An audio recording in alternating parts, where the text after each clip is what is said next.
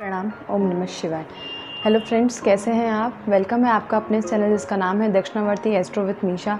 आज के इस टॉपिक में मैं आपको बताने वाली हूँ कुंडली में तलाक के योग या एक से अधिक विवाह के योग जो होते हैं उन्हें कैसे देखा जाए। आपके पास अगर आपका D9 चार्ट है और लग्न है तो आप उन दोनों से कुछ एक सूत्रों को मिलाकर के किसी भी कुंडली में ये देख सकते हैं कि कैसे उस व्यक्ति के या उस जातक के दो विवाह या तलाक का कुछ योग बन रहा है कि नहीं। ये मैं आपको कुछ इंडेक्स के थ्रू समझाऊंगी। लेकिन देखिए, सबसे पहले आप इस चीज़ को जान लीजिए, जब भी आप तलाक या दो विवाह का कुंडली में दोष देखते हैं तो उसके लिए आपको कुछ बेसिक चीज़ें पता होनी चाहिए। नवमांश कुंडली में शुक्र की स्थिति आपकी कैसी है, आपके लग्न कुंडली में आपका जो सप्तम भाव है उसमें क्रूर या पापी ग्रह तो नहीं बैठे हुए हैं। अब क्रूर और पापी ग्रह में कौन कौन से ग्रह आते हैं? जैसे आपके हो जाते हैं सूर्य, आपका हो जाता है मंगल, राहु, केतु, शनि। अगर इन पांचों ग्रहों में से कोई ग्रह सप्तम भाव में बैठा हो या सप्तमेश पे दृष्टि भी होती है तो भी दो विवाह या फिर तलाक का योग बन जाता है। कुछ और आगे बहुत सारे सूत्र हैं जिससे आप क्रॉस चेक कर सकते हैं। देखिए, सबसे पहले कुंडली में आपको सबसे पहले शुक्र की आपको अवस्था देखनी है। शुक्र अगर नीच का हुआ, पीड़ित है या अस्त है तो भी कहीं ना कहीं आपके वैवाहिक जीवन में मतभेद आ सकते हैं। और यदि इसी के विपरीत सप्तम भाव का जो स्वामी है उसकी भी अगर बलाबल में कमी है या वही त्रिक भाव में बैठ गया है तो वो भी आपके वैवाहिक जीवन में कहीं ना कहीं मतभेद पैदा करेगा ही करेगा। तो आइए देखते हैं इंडेक्स के थ्रू आपको एक सारणी और एक कुंडली के थ्रू मैं आपको कुछ समझाती हूँ जिससे आपको इजीली समझ में आ जाएगा कि कुंडली में तलाक के योग या दो विवाह या एक से अधिक विवाह के योग बनते हैं कि नहीं। आइए जानते हैं। ओम नमः शिवाय।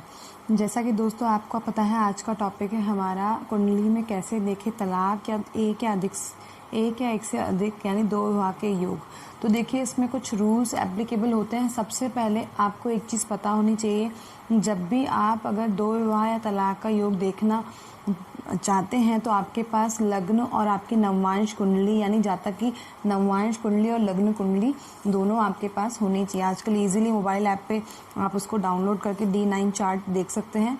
D1 चार्ट लग्न को बोलते हैं और D9 चार्ट आप नवमांश कुंडली को बोलते हैं। ये आपके वैवाहिक जीवन का, इसमें आपका सारा देखा जाता है कि कैसे विचार किया था, कैसा रहेगा आपका वैवाहिक जीवन, कहीं मतभेद तो नहीं होंगे, कि आपको वैवाहिक जीवन का संपूर्ण सुख मिलेगा कि नहीं। तो वो सारी चर्चा हम D9 चार्ट से करते हैं। ये छोटी सी इन्फॉर्मेशन थी। तो चलिए आइए बढ़ते हैं टॉपिक की तरफ। देखिए, अगर सबसे पहले कुंडली आप देखिए जो आपके पास है जिस जातक की, उसके लिए आपको सबसे पहले क्या देखना है, नवमांश कुंडली में लग्न की स्थिति कैसी है। देखिए, लग्न जो है आपकी लग्न कुंडली में लग्न अलग होता है, नवमांश कुंडली के लग्न अलग होते हैं। इस बेसिक चीज़ को समझिए। नवमांश कुंडली में लग्न यानी प्रथम भाव, इसकी कंडीशन कैसी है। इसकी कंडीशन अगर अच्छी है, पहला रूल एप्लीकेबल होता है अगर, तो आप डेफिनेटली मानिए कि उनके कुछ % चांसेस हैं कि एक या एक से अधिक विवाह होगा यानी तलाक के योग बनते हैं।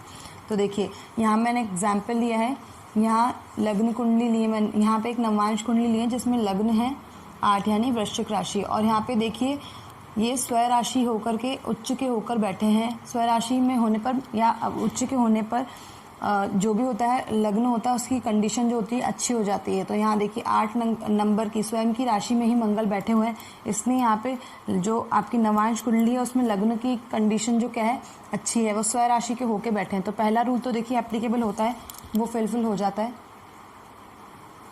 सेकेंड, अगर मैं बात करूँगी सप्तम भाव दूषित है, अगर सप्तम भाव दूषित है का मतलब क्या होता है। देखिए, नवमांश कुंडली में लग्न कुंडली में भी अगर आपको साफ साफ दिख रहा है सप्तम भाव में राहु, केतु या सूर्य या मंगल या शनि में से कोई भी ग्रह बैठे हुए हैं या कोई नीच का ग्रह बैठा हुआ है या सप्तमेश ही अगर त्रिक भाव में बैठ जाते हैं या सप्तमेश की डिग्री कम है या मारक की स्थिति में बैठा हुआ है तो भी वहाँ पे तलाक या दो विवाह के योग बन जाते हैं। तो सबसे पहले आपको क्या करना है, नवमांश कुंडली में लग्न की कंडीशन देखनी है। अगर नवमांश कुंडली में लग्न अच्छी कंडीशन में है तो एक रूल तो एप्लीकेबल हो जाता है। दूसरा, अगर आपको देखिए सप्तम भाव दूषित तो नहीं है कुंडली में लग्न ही देखिए, लग्न में सप्तम भाव कहीं दूषित तो नहीं है।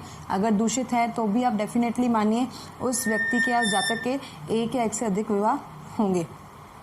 इसके अलावा अगर मैं बात करूँ थर्ड रूल की, त्रिक भाव के स्वामी यदि सातवें भाव में बैठे हों, यानी सातवें भाव का जो स्वामी है, यहाँ देखिए सातवें भाव का स्वामी कौन है?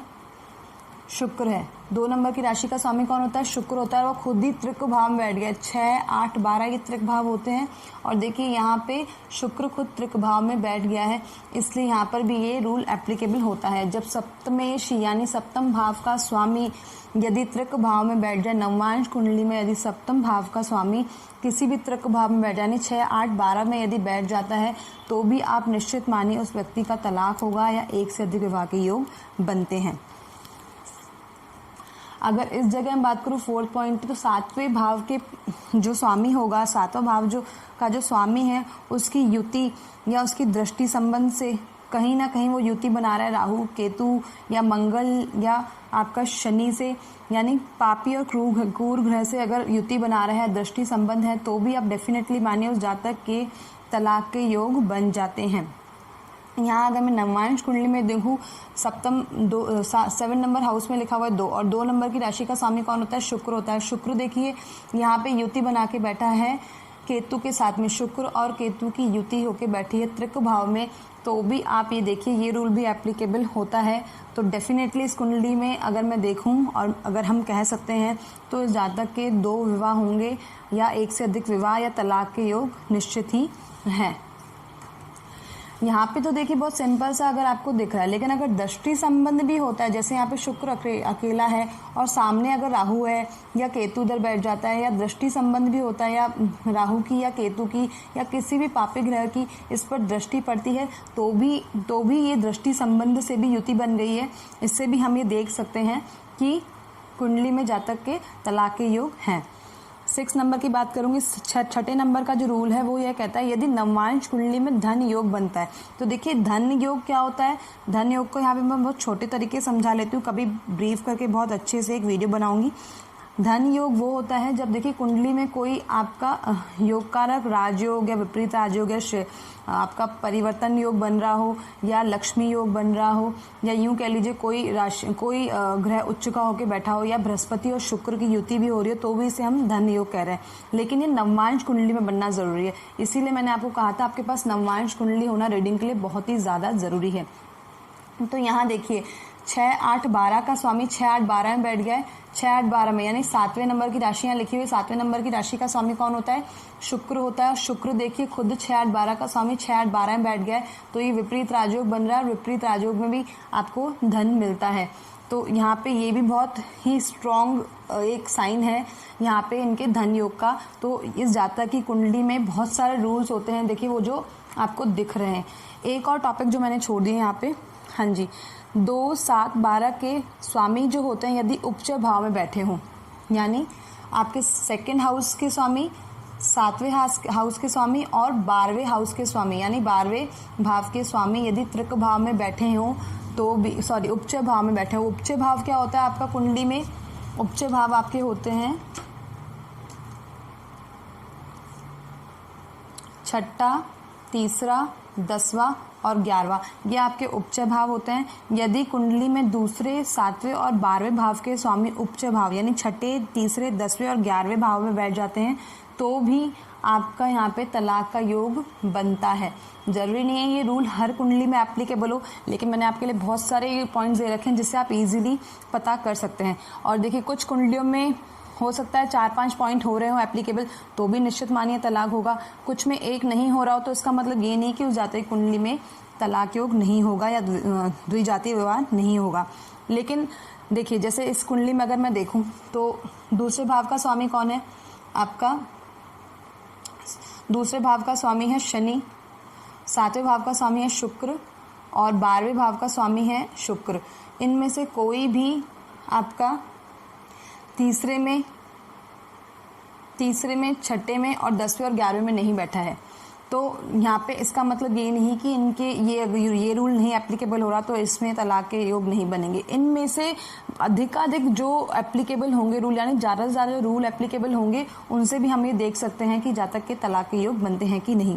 यहाँ पे इस कुंडली में उपचय भाव वाला जो रूल है 5 नंबर का, वो एप्लीकेबल नहीं हो रहा, लेकिन आपको मैंने दिखा दिया अभी आपके सामने ये सारे के सारे रूल एप्लीकेबल हो रहे हैं। तो इसका मतलब निश्चित ही है आपके तलाक के योग बनते हैं इस जातक के। नेक्स्ट अगर मैं देखूंगी, यदि लग्न कुंडली में सप्तम भाव के स्वामी की स्थिति नवमांश कुंडली में देखिए लग्न कुंडली में आपका जो सप्तम भाव का जो स्वामी है उसकी स्थिति आप कहाँ देखिए, नवमांश कुंडली में देखिए। यहाँ सप्तम भाव का स्वामी लग्न कुंडली में सप्तम भाव में देखिए कौन सा नंबर लिखा है, 3 नंबर, और 3 नंबर की राशि के स्वामी कौन होते हैं, बुध होते हैं। तो बुध की कंडीशन आप यहाँ देखिए, तो देखिए यहाँ बुध बैठे हैं शनि के साथ में, यानी पाप ग्रह के साथ में बैठे हैं, पाप ग्रह के साथ में युति बनाकर बैठे हैं, तो भी देखिए ये रूल भी एप्लीकेबल होता है। मैंने यहाँ पे लिख रखा है ना, लग्न कुंडली के 7वें भाव के स्वामी की स्थिति नवमांश कुंडली में लिखी, कहीं वो पीड़ित तो नहीं है, अस्त तो नहीं है, या नीच का तो नहीं है, यहाँ पीड़ित है। देखिए शनि के साथ में बुध की युति बनी हुई है, तो क्रूर ग्रह के साथ में युति बनी हुई है सप्तम भाव के स्वामी की, इसलिए ये रूल भी एप्लीकेबल होता है। अब पॉइंट ये है कि क्या सारे रूल एप्लीकेबल होने चाहिए, नहीं। बेसिकली देखिए क्या होता है, अगर अधिकाधिक यानी इनमें से अगर 4 या 5 भी रूल एप्लीकेबल होते हैं जिनके आधार पर आप ये देख रहे हैं, और इनकी ग्रहों की डिग्रियां भी मैटर करती है। ऐसा है कई बार योग बन रहा होता है लेकिन ग्रहों की डिग्री ऐसी नहीं होती है, या फिर आप यूँ कह दीजिए उनमें तब बलाबल ही नहीं होता, तो कहीं ना कहीं योग कैंसिलेशन हो जाता है। लेकिन फिर भी आपके वैवाहिक जीवन में बहुत ज़्यादा वाद विवाद और मतभेद रखते हैं, जिससे आपको वैवाहिक जीवन का पूर्ण सुख नहीं मिल पाता है। उपाय क्या करेंगे आप, देखिए सबसे पहले जो आपका पीड़ित आपका जो ग्रह है, यानी देखिए पुरुष की कुंडली में शुक्र जो होते हैं वो होते हैं आपके वैवाहिक जीवन के सुख का कारक, और महिलाओं की जो कुंडली में है वो सुख वैवाहिक जीवन में सुख का कारक होते हैं गुरु ग्रह।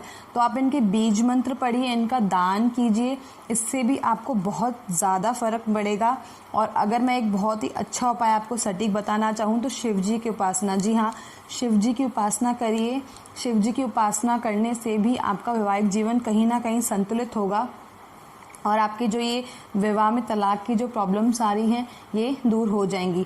और अगर ज़्यादा डिटेल में अगर आप जानना चाहते हैं तो बहुत ही अच्छा है। देखिए दोस्तों, विवाह करने से पहले कुंडलियों का मिलान करना बहुत ही ज़रूरी है, लेकिन फिर भी अगर ऐसा हो जाता है तो इसकी पूजा होती है, इसके बहुत ज़्यादा आप कह लीजिए इनके दान होते हैं, दान होते हैं, तो इससे भी कहीं ना कहीं आपके गृहस्थ जीवन का बचाव हो जाता है। होपफुली आपको आज की वीडियो बहुत अच्छी लगी होगी। अगर अच्छी लगी तो प्लीज़ लाइक कीजिए, और मुझे और भी कमेंट करके बताइए कि किन और टॉपिक्स पे मैं आपके लिए वीडियोस बनाऊं। और फ्रेंड्स, अगर ये आपको चैनल अच्छा लग रहा है तो लोगों को और तक पहुंचाइए, ताकि ज्योतिष की जितनी भी जानकारी है बहुत ही सारे लोगों तक पहुंच पाए, जिनको सीखने की इच्छा भी है लेकिन उनके पास सोर्सेज नहीं है। तो ये छोटी सी कोशिश है जिससे आप और आगे इन सब चीज़ों को बढ़ा पाए। तब तक के लिए प्रणाम। ओम नमः शिवाय।